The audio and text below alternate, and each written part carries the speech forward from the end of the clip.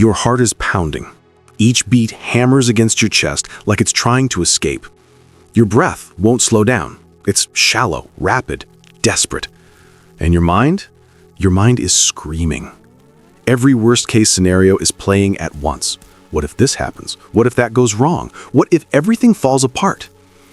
The thoughts are spinning so fast they blur together into one massive wave of terror that feels like it's going to swallow you whole. This is panic. Real panic.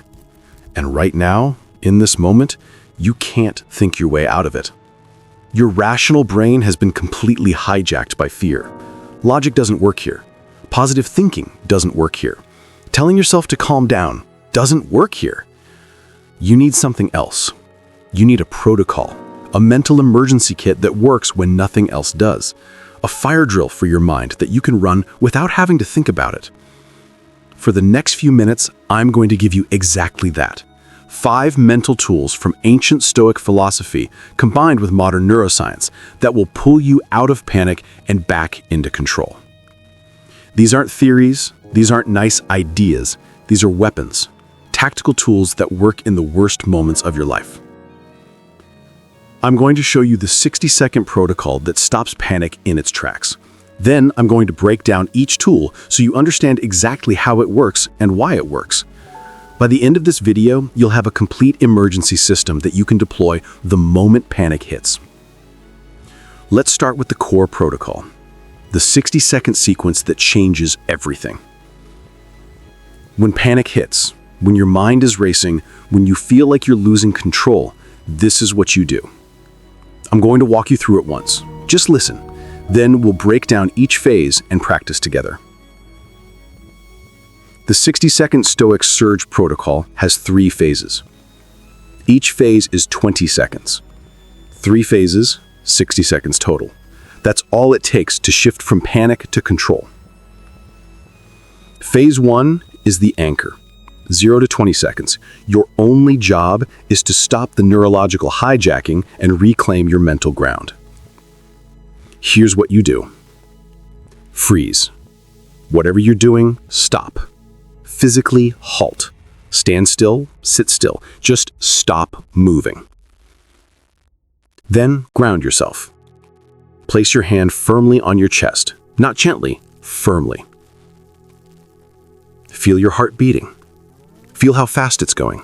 Don't try to change it yet, just feel it. You're connecting with your body. You're acknowledging the physical reality of what's happening. Now declare. Out loud if you can, in your mind if you can't. Say these exact words. I cannot control this event. I cannot control their actions. I cannot control the final outcome. But I can control my very next breath. I can control my very next response. I can control my choice in this exact moment. That's phase 1. 20 seconds. The anchor. Phase 2 is the zoom out. 20 to 40 seconds. Your job is to shrink the problem from a catastrophic monster back to its actual size. Close your eyes. If you can't close them, soften your gaze. Look at something neutral, the floor, the wall, anything that's not part of the panic. Take 1 deep breath, just 1. Make it slow. Make the exhale longer than the inhale. Breathe in for 4 counts, out for 6. Now zoom out.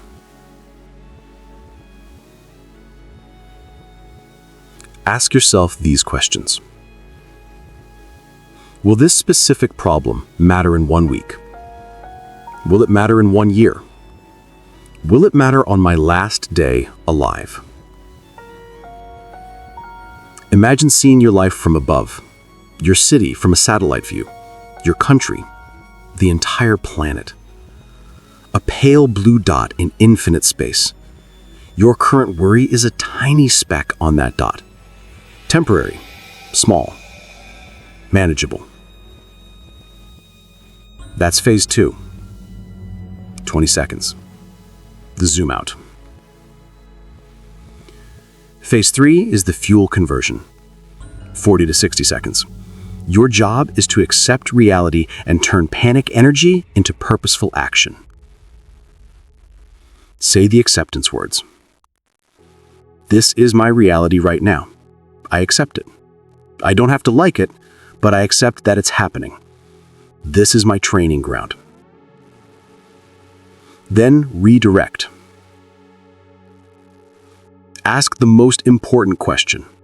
What is one single small physical action I can take right now? Not a big action, not solving the entire problem, one small thing. Stand up. Get water. Write one word. Take 3 steps.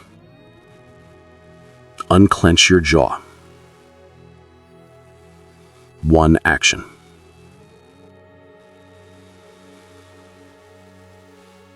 That's phase 3. 20 seconds.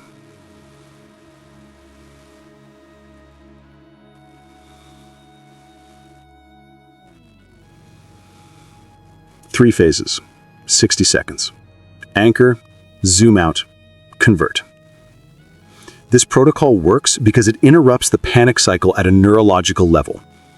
Let me explain exactly what's happening in your brain when you panic and how each phase counteracts it.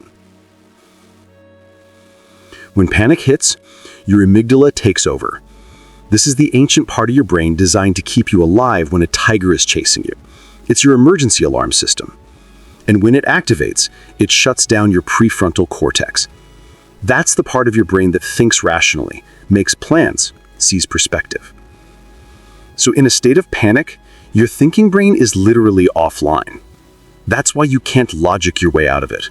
That's why positive affirmations don't work. Your higher brain isn't available. The 60-second protocol doesn't try to think its way out. It uses physical and neurological shortcuts to bring your prefrontal cortex back online and calm your amygdala down. Let's break down each phase and understand the mechanics. Phase 1, the anchor, uses the Stoic principle called the Dichotomy of control. This is the foundation of Stoicism. Some things are up to us. Most things are not up to us. And suffering comes from trying to control what you can't control. Epictetus, the Stoic philosopher, said it simply. Some things are up to us, and some things are not up to us. Our opinions, our impulses, our desires, our aversions, these are up to us. Everything else is not up to us. When you're panicking, you're fighting reality. You're trying to control something that's beyond your control. The event that already happened. The person who said that thing. The outcome you're afraid of. Your mind is thrashing against the uncontrollable, and that thrashing is the panic. Phase 1 stops the thrashing. By declaring out loud what you can't control and what you can control, you're doing something profound. You're drawing a boundary. You're saying, everything outside this boundary is not my responsibility. Everything inside this boundary is where my power lives. This isn't giving up. This is the opposite. This is reclaiming your actual power by letting go of the illusion of power over things you never controlled in the first place. The physical component, placing your hand on your chest, grounds you in your body. Panic lives in your head, spinning thoughts, catastrophic scenarios, but your body is always in the present moment. When you touch your chest and feel your heart beating, you're connecting with physical reality. You're saying, I am here, I am in my body, I am present. Neuroscience backs this up. Physical grounding techniques activate your parasympathetic nervous system. That's the system that calms you down. It's the opposite of the fight-or-flight response. By grounding physically, you're literally beginning to shift your nervous system out of panic mode. The declaration, saying the words out loud, engages your prefrontal cortex. Speaking requires you to access the thinking part of your brain. Even if it's just repeating a script, you're activating higher brain function. And that activation begins to override the amygdala's panic response. So phase 1 works on 3 levels: philosophical, by clarifying control, physical by grounding in the body, neurological by activating your thinking brain. Phase 2, the zoom out, uses another Stoic practice called the view from above. Marcus Aurelius, the Roman emperor and Stoic philosopher, practiced this constantly. He would imagine himself rising above his problems, seeing them from a distance, putting them in cosmic perspective. He wrote, "Asia and Europe are mere dots in the universe. The Atlantic Ocean is just a drop. Mount Athos is a tiny clod. All of present time is a point in eternity." Why would he do this? Because our problems feel enormous when we're inside them. But most problems, seen from enough distance, are actually small and temporary. Panic magnifies. It takes a problem and makes it feel like the end of the world, like everything is collapsing, like this one thing defines your entire existence. The zoom out shrinks the problem back to its actual size. It doesn't minimize legitimate concerns, but it reveals that most of what we panic about won't matter in a week, a month, a year. Ask yourself right now about something you panicked about a year ago. Can you even remember what it was? Most likely, it's completely irrelevant now. That's the power of perspective. The deep breath in phase 2 serves a specific purpose. When you're panicking, your breathing is shallow and rapid. This signals danger to your body. It tells your nervous system, we're under threat. Keep the alarm going. One slow, deep breath with a long exhale does the opposite. It signals safety. It tells your nervous system, we're okay. You can calm down now. The long exhale specifically activates the vagus nerve, which is the main nerve of your parasympathetic nervous system. This is a biological override switch for panic. The visualization, imagining your city and planet from space, forces your brain to think abstractly. Abstract thinking requires your prefrontal cortex, the same part that goes offline during panic. By engaging it with a visualization task, you're bringing it back online. You're also creating what psychologists call psychological distance. When you see your problem from far away, it literally feels smaller, less threatening, more manageable. This isn't delusion, this is accurate perception.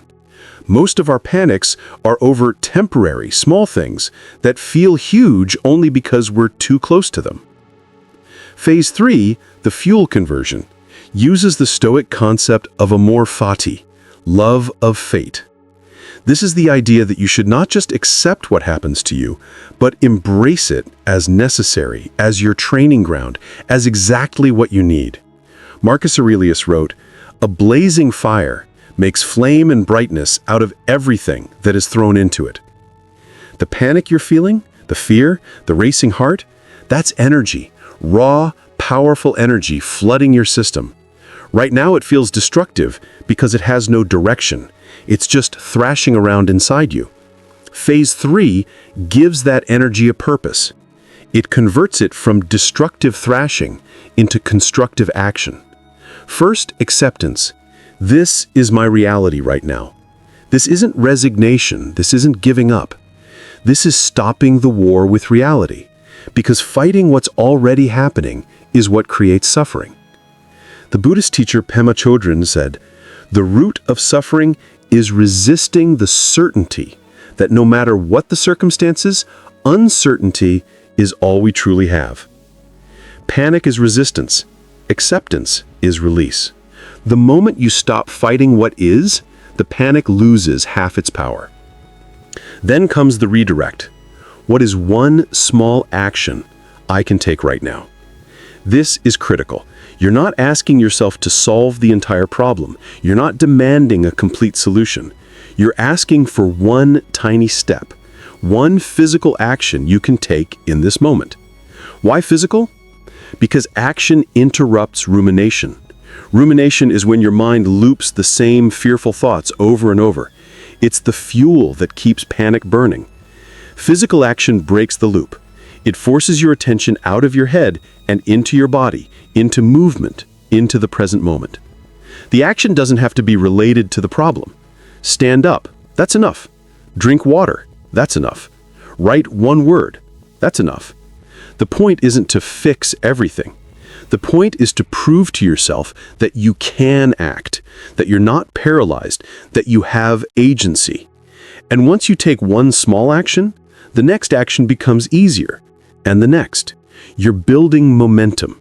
You're moving from frozen panic to purposeful response. Neuroscience shows that taking action, any action, reduces anxiety. It gives your brain a sense of control. And control, even small control, is the antidote to panic. Now, let's practice the protocol together. I want you to think of something mildly stressful. Not your biggest trauma, just something that causes a little anxiety. A difficult conversation you need to have, a deadline that's coming up, something real but manageable. Got it? Good. Now we're going to run the 60-second protocol using that stressor. Phase 1, the anchor, 20 seconds. Put your hand on your chest right now. Feel your heartbeat. Say in your mind, I cannot control how this turns out. I cannot control their reaction. I can control my next breath. I can control my response. Breathe in, hold, breathe out. Seneca wrote, "The man who has anticipated the coming of troubles takes away their power when they arrive." Practice this. Before a difficult situation, spend 5 minutes imagining it going wrong, really wrong. Then ask, could I handle that? The answer is almost always yes. And once you've mentally rehearsed the worst case, the actual situation feels less scary. This is the opposite of positive thinking, but it works better. Because when you've already faced your worst fear in your mind, reality usually isn't as bad. And you're prepared. Tool 5, Memento Mori, remember death. This is your perspective tool. The Stoics kept death in mind daily, not to be morbid, but to remember what matters. Marcus Aurelius wrote, "You could leave life right now. Let that determine what you do and say and think." When you remember that your time is finite, that you will die, that everyone you love will die, something shifts. The small things stop mattering. The petty worries fade. What remains is what's actually important. Use this tool when you're stressed about something trivial. Ask, if I died tomorrow, would I care about this? Usually the answer is no. And that clarity is liberating. These 5 tools work together. They're your complete emergency kit. Practice them separately, combine them as needed. Build them into your daily life so they're automatic when crisis hits. Let me show you how to integrate this into your actual life, because knowing the tools isn't enough. You have to practice them. Every morning, spend 5 minutes with the dichotomy of control. Journal. Write, what can I control today? Make a list. Then write, what can't I control today? Make another list. This clarifies where to put your energy. Once a week, practice the view from above. Sit quietly. Imagine yourself from space. See your life as one brief moment in vast time. Let this perspective sink in. Feel how it changes your relationship to your problems. When you face a challenge, practice Amor Fati. Say out loud, this is exactly what I need. This is making me better. Even if you don't believe it yet, say it. Your mind will start to believe what you consistently tell it. Before difficult situations, practice Premeditatio Malorum. Imagine it going wrong. Sit with that fear. Then plan. If that happens, what will I do? You're building resilience. And regularly, daily if possible, practice Memento Mori. Remind yourself, I will die. This isn't forever. What actually matters? These practices build your mental armor, so when the real panic hits, when your mind is racing, when you feel like you're losing control, the 60-second protocol works because you've trained for it. Let me tell you what this looks like in real life. You get terrible news, a diagnosis, a betrayal, a loss. Your mind immediately spirals. What if this ruins everything? What if I can't handle this? What if my life is over? That's normal. That's human. But you have tools now. You stop, hand on chest. I cannot control that this happened. I can control my next breath. Anchor. You breathe. You zoom out. This is one moment in my life. This will pass. I have survived hard things before. Perspective. You accept. This is my reality now. I don't have to like it, but I accept it. What's one action I can take? Call someone? Write down my feelings? Take a walk? Convert. 60 seconds. You haven't fixed the problem, but you've shifted from drowning to swimming, from panic to response, from victim to agent. This is what Stoic philosophy offers. Not a promise that life won't be hard, but a system for handling hard things, for maintaining your center when everything around you is chaos. Marcus Aurelius was a Roman emperor. He faced wars, plagues, betrayals, constant pressure. He wrote in his private journal, "You have power over your mind, not outside events. Realize this, and you will find strength." That's what this emergency kit gives you. Power over your mind, not over events. You can't control what happens to you, but you can absolutely control how you respond. And your response is everything. It determines whether you're crushed by difficulty or forged by it, whether you're paralyzed by fear or mobilized by it, whether you survive or you thrive. So right now, commit to building your emergency kit. Save this video, bookmark it, come back to it. Practice the 60-second protocol when you're calm so it's automatic when you're not. Write down the 5 tools: Dichotomy of control, View from above, Amor Fati, Premeditatio Malorum, Memento Mori. Make them your daily practice, because panic will come, hard times will come, moments when your mind races and your heart pounds and everything feels like it's falling apart. That's guaranteed. But you don't have to be defenseless. You don't have to be swept away. You have tools now. Ancient wisdom combined with modern science. A protocol that works. An emergency kit that's always with you. Your mind is the only thing you truly control. Master it, and you master your life. Lose it, and nothing else matters. Build your mind armor. Practice your protocol. Prepare for the storms. Because when they hit, and they will hit, you'll be ready. You'll have your 60 seconds, your anchor, your zoom out, your fuel conversion, your 5 tools. And that's enough. That's more than enough. That's everything. I'll see you in the next video. Stay prepared, stay practiced, stay strong.